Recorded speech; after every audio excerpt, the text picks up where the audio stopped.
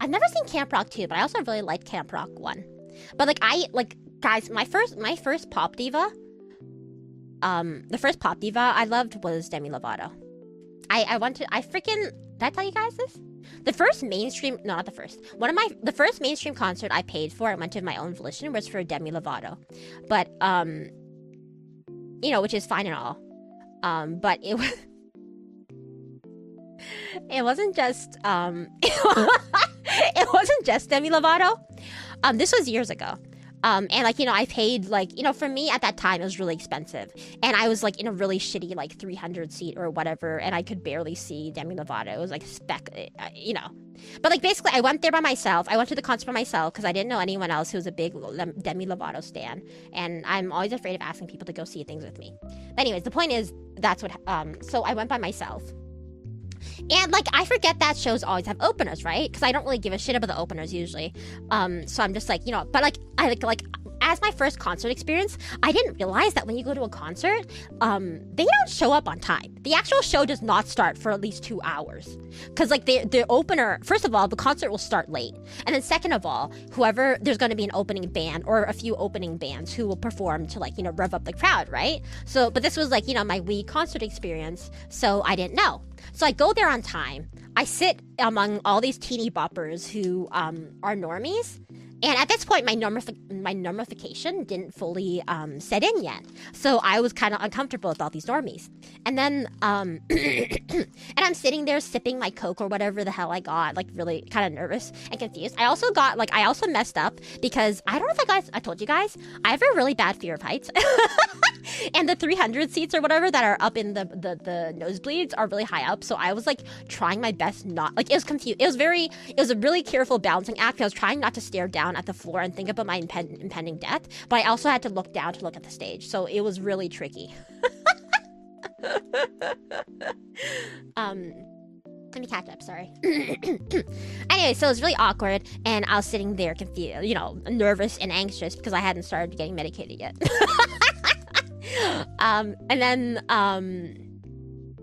So then the music starts. I'm like, oh my god, that's exciting. Is Demi starting? But and I'm and I'm looking towards the stage, kind of craning my neck, trying to see around all the heads of teeny boppers, and also the fact that I'm seated up in in a skyscraper.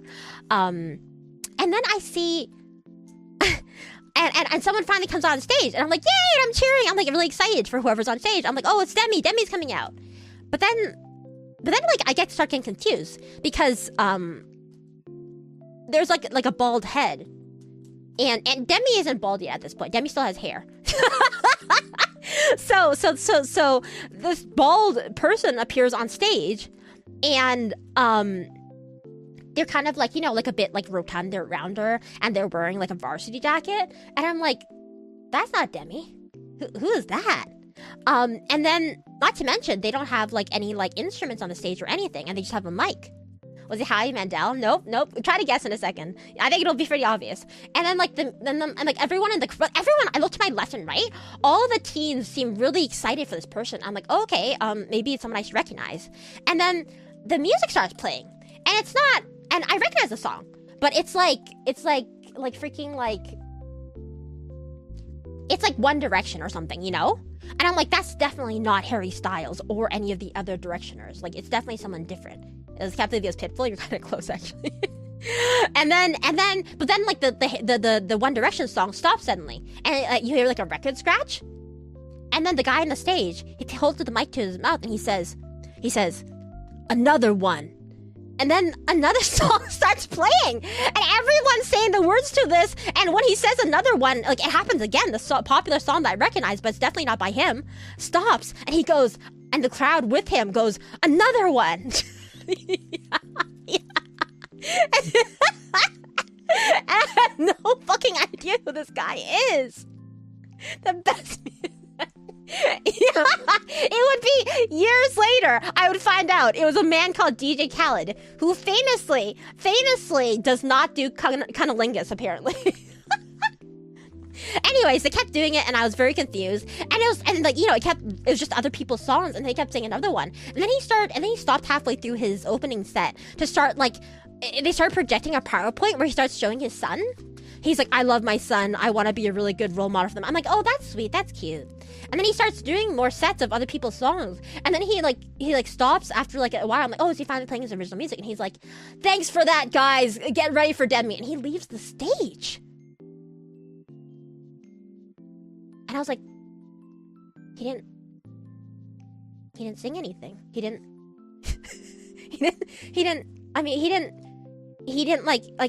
remix this. He didn't have like a scratch board or anything. He didn't like rap, or I was really confused. And he just left. He just left like that. He loved his son. He didn't love his son. I assume he still loves his son. Anyway, so that's how I saw DJ Khaled in concert. And so then eventually Demi comes out, and she's like the tiniest ant on the tiniest. The worst part is like, because it was my first like pop concert I paid for my own volition.